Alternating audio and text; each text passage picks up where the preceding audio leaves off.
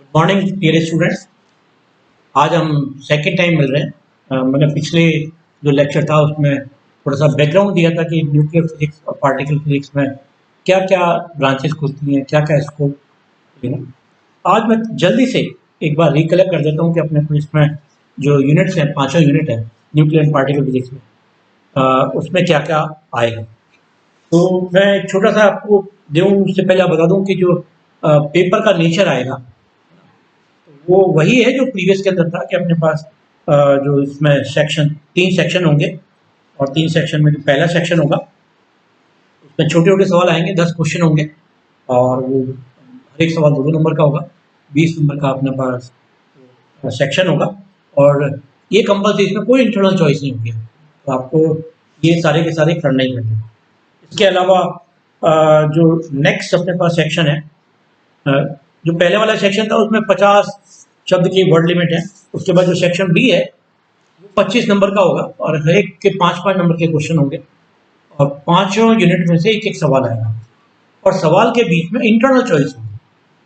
मतलब आपको पांचों यूनिट को पूरा करना है, उसमें इंटरनल चॉइस होगी। दो में से कोई भी एक सवाल आप कर सकते हैं। अगर उनके पार्ट बने हुए हैं दो के अंदर तो वो दोनों के एक ही क्वेश्चन के दोनों के पार्ट आपको करने पड़ेंगे और हर एक जो क्वेश्चन होगा 5 नंबर का होगा।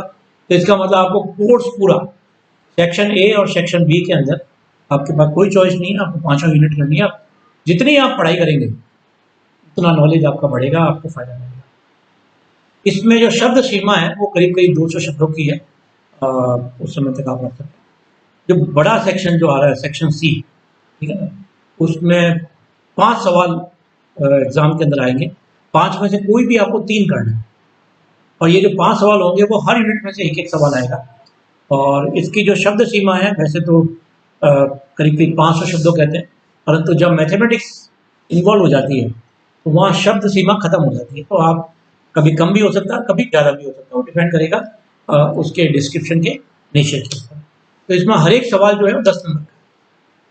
तो सबसे ज़्यादा टाइम कंज्यूमिंग जो, अगर आप कहें कि इस पूरे पेपर के अंदर जो है वो कौन सा है, वो यही सेक्शन है। ये तो आपको ये अपने जो पेपर का पैटर्न है ये प्रीवियस के अंदर था और पिछले कुछ सालों से बीएससी में भी यही पैटर्न हो गया। वहाँ नंबर की मार्किंग अलग अलग होती है क्योंकि हमारे पास ये जो पेपर है यहाँ पे 75 मार्क्स का है। तो 75 मार्क्स को अपने कैसे डिस्ट्रीब्यूट करा हुआ है, B20, 25 एंड 30 इसमें डिस्ट्रीब्यूट। अच्छे नंबर के लिए आपको पूरा कोर्स करना है, कोई चॉइस नहीं छोड़नी है। मैं कोर्स के अलावा आपको एक छोटा सा बहुत है, चॉइस मत छोड़े, सीखने की कोशिश करें क्योंकि इस साल के बाद में आप, मैंने बताया था पिछले लेक्चर में मैंने बताया कि आप कोर्सेस, आप कंपटीशन की दुनिया में चले जाएंगे। वहाँ पे आपको पता ही नहीं है कि किस टॉपिक में से कौन सा सवाल एग्जामिनर कौन सा पूछ लिया। तो इसलिए जिसका जितना ज़्यादा ब्रॉड पढ़ाई करी हुई है उसको उतना ही वहाँ पे फायदा मिलेगा, ये ध्यान रखना है। तो अपने पास जो 5 यूनिट है उसमें से पहली जो यूनिट है वो न्यूक्लियन न्यूक्लियन इंटरेक्शन है, ठीक है ना। मैंने आपको पिछले लेक्चर में बताया कि न्यूक्लियन से क्या मतलब है, प्रोटॉन और न्यूट्रॉन, ठीक है ना। तो इनके बीच में जो अन्योन्य क्रिया होती है उसके ऊपर सारा का सारा इस चैप्टर में हम बात करेंगे, ठीक है ना। और इसका जो दूसरा पोर्शन आएगा वहाँ थोड़ा सा हम न्यूक्लियर रिएक्शन के मैकेनिज्म के बारे में भी। तो एक बार मैं जल्दी से रिकलेक्ट कर देता हूँ कि इसका सिलेबस क्या है। तो न्यूक्लियर न्यूक्लियर इंटरेक्शन के अंदर एक्सचेंज फोर्सेज है, टेंसर फोर्सेज है, मेसॉन थ्योरी है, थ्योरी ऑफ न्यूक्लियर फोर्सेज है, न्यूक्लियर न्यूक्लियर स्कैटरिंग है, इफेक्टिव रेंज थ्योरी है, spin dependence of nuclear forces है, चार्ज इंडिपेंडेंस है, charge symmetry of nuclear forces, iso spin formalism है और युकावा इंटरेक्शन। ये एक पहले पोर्शन के बारे में बात है, ये सारा सारा इंटरेक्शन अपन इसके ऊपर पूरा का पूरा डिटेल में स्टडी करेंगे। फिर मैंने आपको बताया था कुछ न्यूक्लियर रिएक्शंस के मैकेनिज्म है। तो direct and compound nuclear reaction mechanism है, cross section in term of partial wave amplitude. ये जो शब्द आया यहाँ पे क्रॉस सेक्शन, इसके ऊपर बहुत फोकस करना बहुत काम का है। हम न्यूक्लियर फिजिक्स में, क्वांटम मैकेनिक्स में क्रॉस सेक्शन बहुत निकालेंगे, ठीक है ना। तो इसके ऊपर बहुत फोकस करना है, बहुत काम है। पूरी न्यूक्लियर फिजिक्स में इसको निकालने के ऊपर बहुत ज़्यादा जोर है।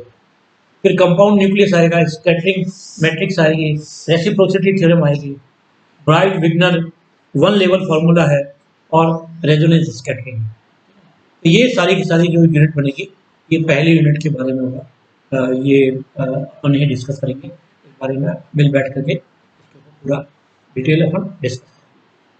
जो सेकंड जो यूनिट है वो लिक्विड ड्रॉप मॉडल के ऊपर है, ठीक है ना। तो अगर मैं एक मिनट लिक्विड ड्रॉप मॉडल को आपको याद करूँ तो हिंदी में कहते हैं तो द्रव बूंद। द्रव दिमाग में आते ही वाटर ड्रॉप और लिक्विड ड्रॉप अपने पास दिमाग में इमेज आती है कि उसकी शेप कैसी होती है, स्फेरिकल होती है।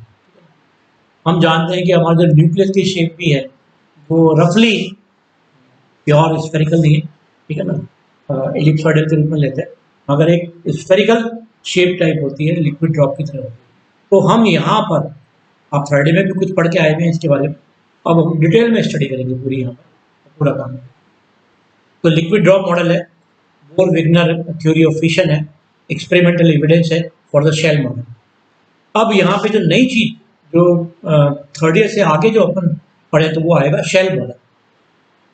क्या शेल मॉडल है, पूरे डिटेल में इसकी पूरी बात करेंगे और बहुत बहुत काम की चीज़ है। इसमें पूरी क्वांटम मैकेनिक्स पिक्चर के अंदर आएगी और आपके बहुत सारी नई नई चीज़ें जो आपने क्वांटम मैकेनिक्स में पोटेंशियल वेल की जो वॉल की जो थ्योरीज पढ़ी हुई हैं, चाहे वो आपने इनफाइनेट पोटेंशियल वेल पढ़ा हुआ हो, फाइनेट पढ़ा हुआ हो, डेप्थ के अंदर पढ़ा हुआ हो, ठीक है ना, ये सब थ्योरियाँ यहाँ पर काम आएंगी। उससे आगे भी हम जाएंगे, स्पिन ऑर्बिट इंटरसेक्शन है, कुछ जाएंगे। फिर उसके बाद में एक शब्द आएगा यहाँ पे मैजिक नंबर। तो बड़ी इंटरेस्टिंग चीज़ है, जैसा मैजिक नंबर नाम है वैसा ही ये मैजिक है।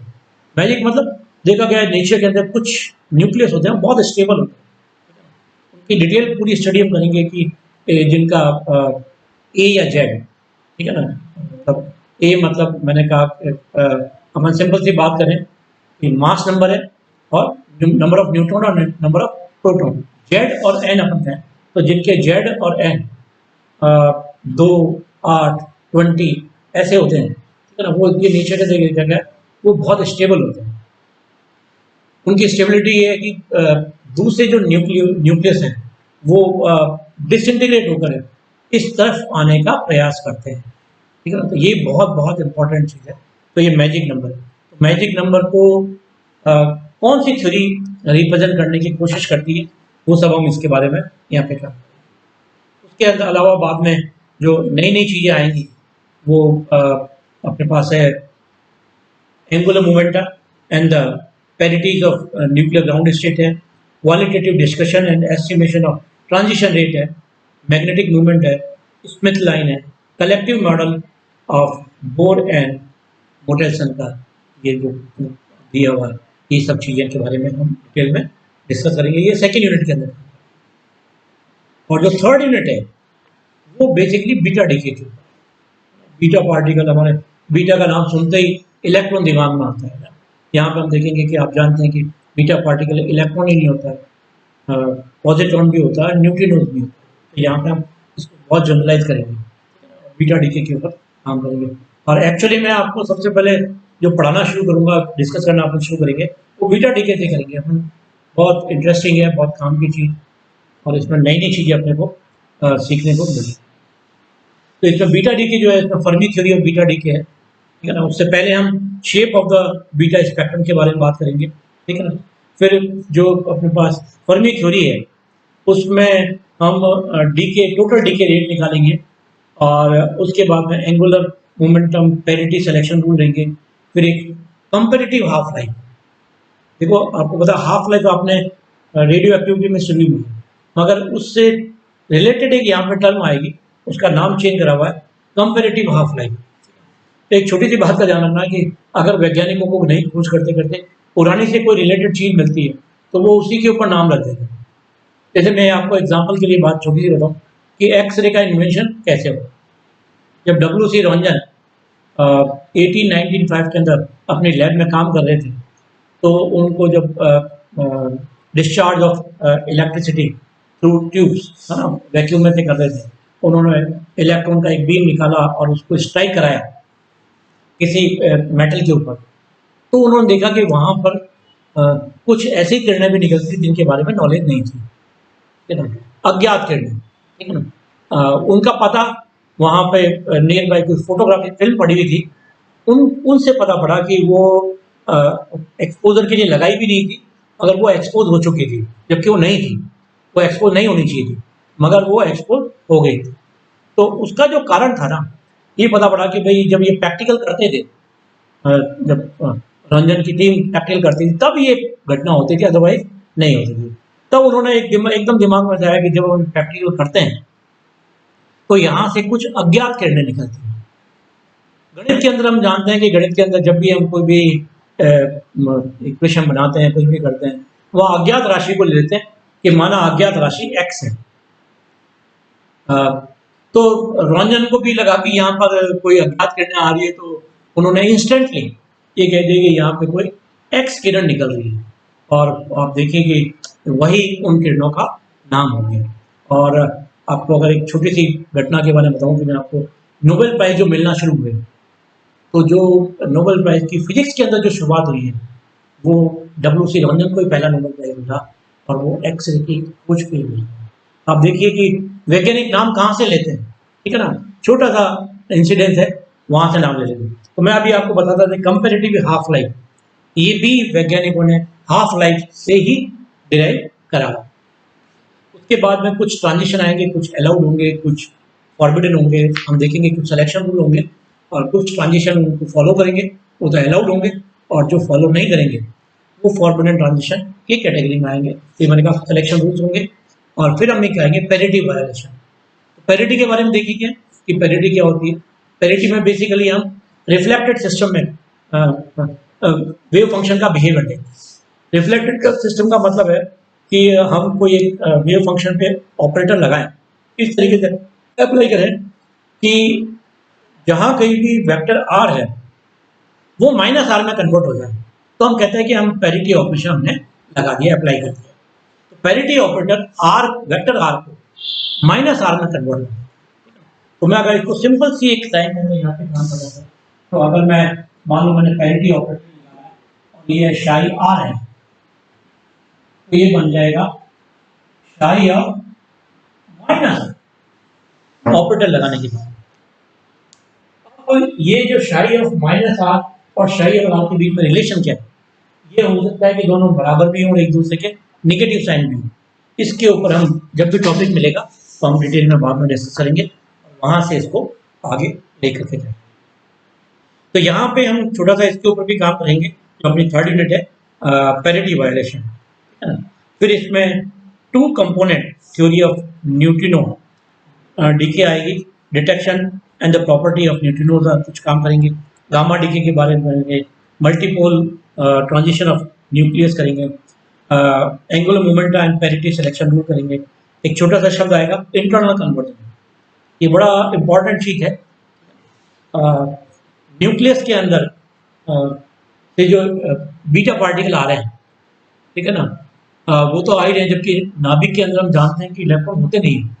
फिर वहाँ से ये इलेक्ट्रॉन और पॉजिट्रॉन कहाँ से आते हैं, ये हम पूरा यहाँ पे तो डिस्कस करेंगे। इसके अलावा इंटरनल कन्वर्जन एक नई चीज़ है।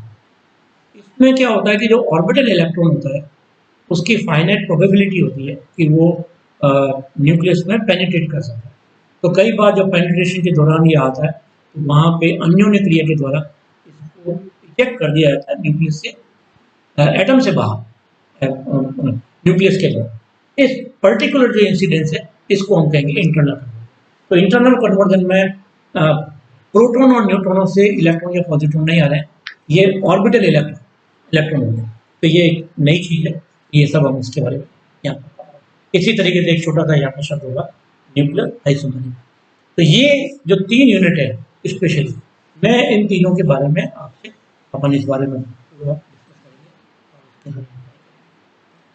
तो हम अगले लेक्चर में मिलते हैं, बीटा डीके में मिलेंगे। मैंने आपको इसको बता दिया क्या क्या ब्रांचेज मिलती हैं, पूरा जो सिलेबस जो मैं आपको बताऊंगा, पढ़ाऊंगा, डिस्कस करेंगे उसके बारे में भी आपको। बाकी जो 2 यूनिट है और इसमें कुछ पोर्शन है दूसरे साथी जो है वो पढ़ाएंगे आपको, वो अपने कोर्स के बारे में आपको डिटेल में, मैं ये सिलेबस है इसके बारे में भी आपको पूरा कन्वे करता हूँ। थैंक यू वेरी मच, मिलते हैं अपने अगले लेक्चर में। Good morning.